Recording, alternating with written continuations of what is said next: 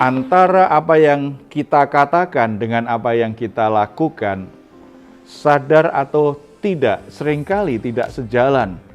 Kita bicara apa dan itu yang kita lakukan, kadang-kadang berbeda.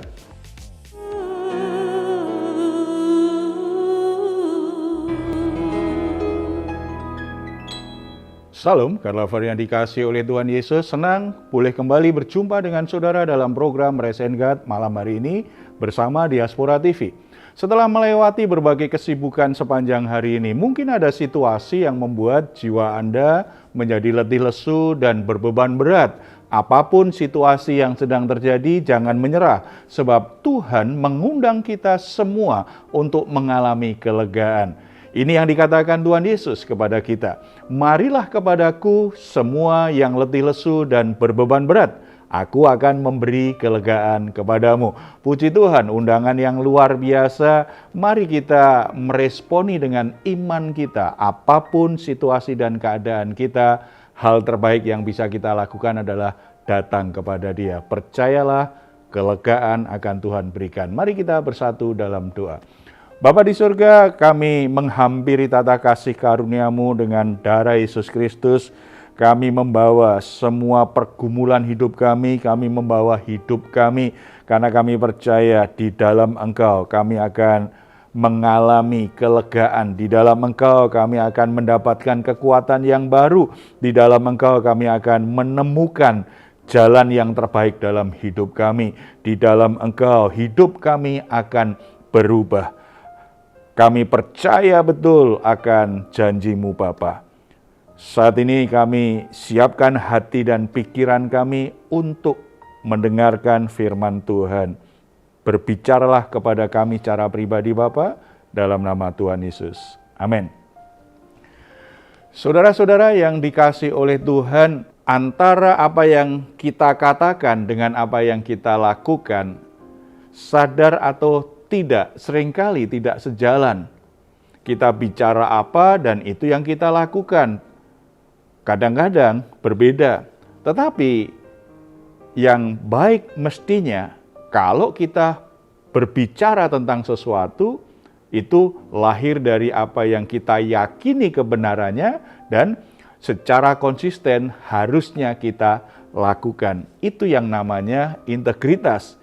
Ada kesatuan antara perkataan dan perbuatan. Saudara-saudara di masyarakat atau yang sering kita dengar dalam kepemimpinan, baik dalam keluarga, dalam dunia kerja, dalam masyarakat, maupun kepemimpinan secara politik, termasuk di dalamnya juga kadang-kadang kepemimpinan rohani di gereja. Kita ketemu orang-orang yang integritasnya dipertanyakan karena apa yang dikatakan tidak sejalan dengan apa yang dilakukannya, atau dia menyalahgunakan posisi itu dengan cara yang tidak baik, melanggar aturan demi untuk memenuhi kepentingannya sendiri. Tetapi kita juga akan ketemu orang-orang yang memang punya integritas yang sangat baik. Menjadi orang-orang yang sejalan, menyatu antara perkataan, perbuatan, antara motivasi jabatannya dan dengan apa yang dilakukannya. Di Alkitab kita bisa melihat beberapa contoh tentang pemimpin-pemimpin yang punya integritas seperti itu. Salah satunya adalah Samuel. Mari kita membaca Alkitab kita dari 1 Samuel pasal 12 ayat 1 sampai 25. Perikop ini akan memperlihatkan kepada kita tentang kehidupan seorang Samuel.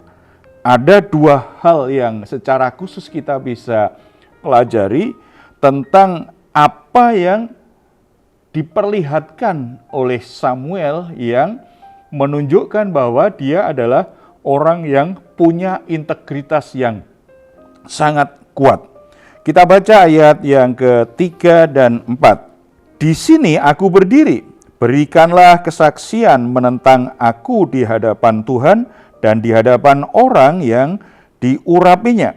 Lembu siapakah yang telah kuambil? Keledai siapakah yang telah kuambil? Siapakah yang telah kuperas? Siapakah yang telah kuperlakukan dengan kekerasan? Dari tangan siapakah telah kuterima sogok sehingga aku harus tutup mata? Aku akan mengembalikannya kepadamu. Jawab mereka, engkau tidak memeras kami, dan engkau tidak memperlakukan kami dengan kekerasan, dan engkau tidak menerima apa-apa dari tangan siapapun. Saudara-saudara, ayat ini memperlihatkan dengan jelas sekali bahwa Samuel itu orang yang punya integritas. Tandanya apa? Dia punya jabatan dan dia tidak menyalahgunakan. Dia adalah tipe orang yang bisa dipercaya dengan jabatan itu. Dia berani berkata kepada umat Israel, coba kalian tunjukkan, mungkin selama aku menjadi hakim kalian, mungkin ada yang aku peras, atau aku memaksa seseorang untuk memberi sesuatu kepadaku, aku mengambil sesuatu dari kalian. Kalau ada, aku akan kembalikan. Dan umat Israel kemudian menjawab, tidak, kamu tidak mengambil apa-apa dari kami. Saudara-saudara, orang yang punya integritas selalu dapat dipercaya perkataan dan tindakannya. Apa yang dia katakan itu memang selalu dibuktikan dengan perbuatannya. Orang-orang yang punya integritas bisa dipercaya ketika diberi jabatan, dia tidak menyalahkan gunakan jabatan itu. Ketika dia diberi fasilitas, dia tidak memanfaatkan hanya untuk kepentingannya. Semua dipakai dalam rangka supaya dia bisa memimpin dengan baik. Inilah orang-orang yang punya integritas. Di tengah-tengah krisis kepemimpinan yang terjadi saat ini, di tengah-tengah situasi di mana mungkin bangsa Indonesia sekarang sedang dalam dalam tahun politik di mana orang-orang harus memilih kepala daerah, memilih presiden, memilih calon legislatif. Orang mungkin bingung siapa yang harus dipilih. Ini menjadi sebuah acuan yang sangat penting. Apakah orang itu bisa dipercaya? Apakah orang itu benar-benar bisa mempertanggungjawabkan apa yang sudah dijabatnya? Apakah orang itu bisa dipercaya perkataannya, bisa dipercaya janjinya, bisa dipercaya kalau dia diberi amanat, dia mengerjakannya dengan baik. Apakah dia tidak menyalahgunakan jabatan itu? Saudara-saudara, ini bagian penting dari kepemimpinan. Alkitab mengajarkan kepada kita sebagai orang-orang beriman, jika suatu saat Tuhan izinkan kita mengambil posisi sebagai pemimpin, sebagai pejabat publik, sebagai orang-orang yang terlibat di dalam pengambilan keputusan untuk masyarakat, atau mungkin kita juga masuk dalam kepemimpinan di gereja, kita menjadi anggota majelis gereja, kita jadi pemimpin jemaat, posisi-posisi kepemimpinan apapun, kita harus menjadi orang yang berintegritas. Tanda pertama, dapat dipercaya. Jabatan apapun tidak akan membuat kita lupa dengan siapa yang memberi jabatan itu. Yang harus kita pertanggungjawabkan apa? Kita tidak akan salah gunakan. Kita akan menempatkan diri sebagai orang-orang yang memang layak untuk dipercaya, layak untuk jabatan itu. Kita kerjakan dengan baik. Samuel tidak hanya menjadi orang yang dapat dipercaya, tetapi dia orang yang setia dengan panggilannya. Kita akan baca ayat yang kedua. Maka sekarang raja itulah yang menjadi pemimpinmu, tetapi aku ini telah menjadi tua dan beruban. Dan bukankah anak-anakku laki-laki ada di antara kamu? Akulah yang menjadi pemimpinmu dari sejak mudaku sampai hari ini. Samuel dengan jelas sekali berkata bahwa sejak aku jadi hakim, aku dipilih Tuhan, aku diangkat oleh Tuhan jadi hakim atas bangsa ini. Dan sampai saat ini, Karena Tuhan akan memberikan pengganti kepadamu, memberikan seorang raja. Tetapi selama aku ada dalam posisi itu, aku tetap setia dengan Tuhan, aku tetap setia dengan panggilanku, dan aku pertanggungjawabkan semuanya kepada Tuhan yang sudah memberi jabatan ini, memberi aku posisi sebagai pemimpin atas umat ini. Saudara-saudara, itu yang dilakukan oleh Samuel. Orang yang setia dengan Tuhan, setia dengan panggilannya. Jabatan yang Tuhan berikan, dia pertanggungjawabkan dengan Tuhan, dan itu menjadi sebuah nilai hidup sedemikian rupa, makanya dia juga minta supaya umat Israel setia kepada Tuhan sebagaimana dia setia. Ayat 14, mulai 13 saja ya. Maka sebab itu, lihat itu raja yang telah kamu pilih, yang kamu minta. Sesungguhnya Tuhan telah mengangkat raja atasmu. Asal saja kamu takut akan Tuhan, beribadahlah kepadanya, mendengarkan firman-Nya, dan tidak menentang titah Tuhan, dan baik kamu maupun raja yang akan memerintah kamu itu mengikuti Tuhan Allahmu. Karena menjadi orang yang bisa dipercaya Tuhan, menjadi orang yang setia dengan Tuhan yang sudah memberi jabatan, itu tidak hanya dijalani sendiri, tetapi itu menjadi nilai hidup bagi Samuel. Makanya dia juga katakan kepada bangsa Israel, sekarang kamu punya raja, kamu tidak lagi dipimpin oleh hakim, tugasku selesai. Tetapi yang terpenting, kamu harus setia ikut Tuhan.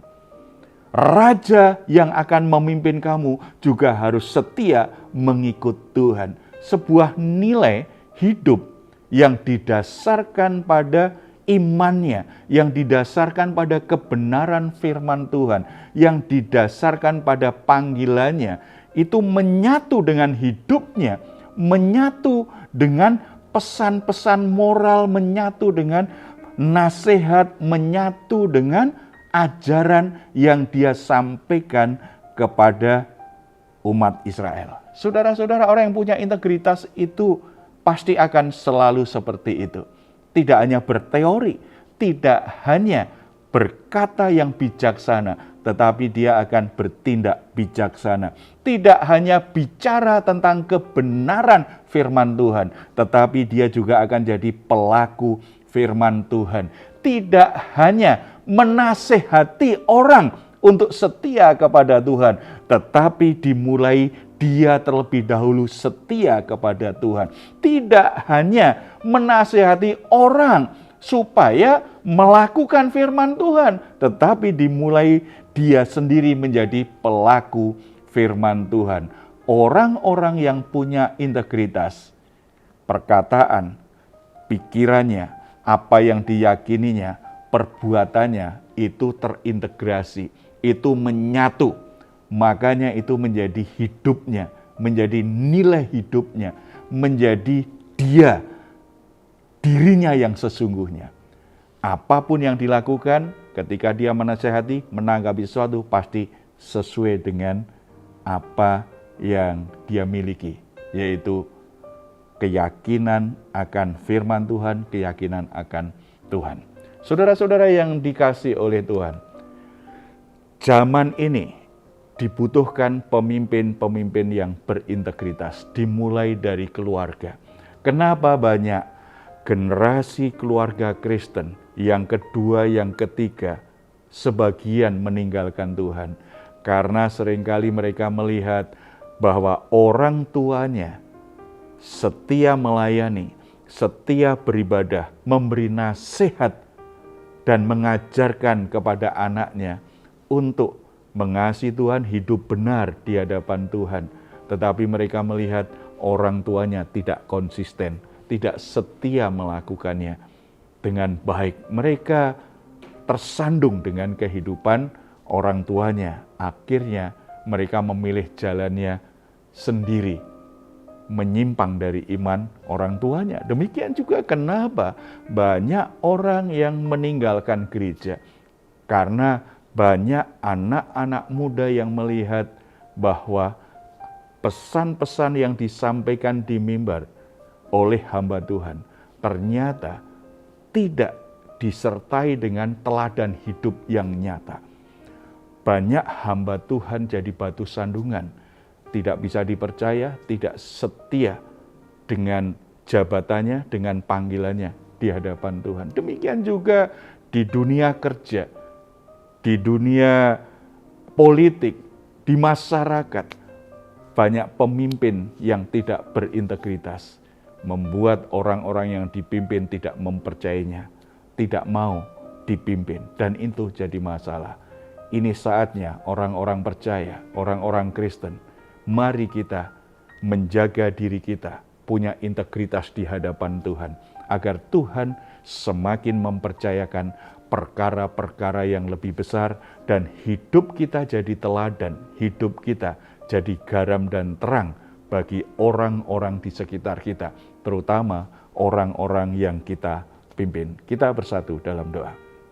Bapa di surga, kami bersyukur untuk firman-Mu saat ini, sudah mengingatkan kami pentingnya integritas yang dimiliki sebagai pemimpin. Tuhan, kami berdoa untuk para pemimpin, anak-anak Tuhan yang duduk di pemerintahan, anak-anak Tuhan yang jadi pejabat publik, anak-anak Tuhan yang memegang peranan di masyarakat. Kiranya mereka bisa menjadi teladan yang baik. Mereka bisa dipercaya oleh Tuhan, setia kepada Tuhan, dan akhirnya mereka juga bisa mempertanggungjawabkan jabatannya itu di hadapan Tuhan dan di hadapan orang-orang yang dipimpin. Demikian juga hamba-Mu berdoa untuk para orang tua. Biarlah para orang tua bisa menjadi pribadi yang berintegritas. Mereka mengajarkan apa yang mereka yakini dan sudah jalani. Mereka tidak hanya menasihati anak-anaknya hidup dalam jalan Tuhan, tetapi mereka sudah menunjukkan bahwa mereka sudah berjalan di jalan Tuhan, sehingga anak-anaknya mengikuti jalan yang mereka sedang jalani. Tuhan, kami berdoa juga untuk hamba-hamba Tuhan, orang-orang yang melayani di gereja, supaya mereka juga punya integritas, bisa dipercaya oleh Tuhan, setia pada panggilan Tuhan, dan mereka bisa mempertanggungjawabkan kepemimpinannya dengan baik. Segala hal yang mereka lakukan sungguh-sungguh menunjukkan bahwa mereka orang-orang yang bertanggung jawab, orang-orang yang bisa dipercaya. Berkati para pemimpin kami, arahkan hati dan pikiran mereka supaya semua keputusan-keputusan dan apa yang dilakukan sejalan dengan kehendak Tuhan melalui para pemimpin kami. Berkat Tuhan mengalir melalui para pemimpin kami yang dipimpin, orang-orang yang dipimpin semakin mengerti jalan-jalan Tuhan, semakin diberkati oleh Tuhan. Terima kasih Bapa, terpuji nama-Mu dalam nama Tuhan Yesus. Amin. Saudara-saudara, jika saat ini saudara atau keluarga sedang mengalami pergumulan apapun dan membutuhkan dukungan doa, di layar saudara ada nomor telepon yang bisa saudara hubungi. Tim doa kami akan mendoakan saudara semua. Silahkan jika saudara ingin memberikan komentar, tuliskan di ruang komentar yang ada di channel Diaspora TV. Sebelum kita berpisah, mari kita perkatakan bersama-sama dengan iman Mazmur 4 ayat 8-9. Dengan tentram aku mau membaringkan diri lalu segera tidur, sebab hanya Engkaulah ya Tuhan yang membiarkan aku diam dengan aman. Selamat beristirahat, doa saya senantiasa saudara malam hari ini sungguh-sungguh mengalami rest in God. Tuhan Yesus memberkati kita semua. Salam.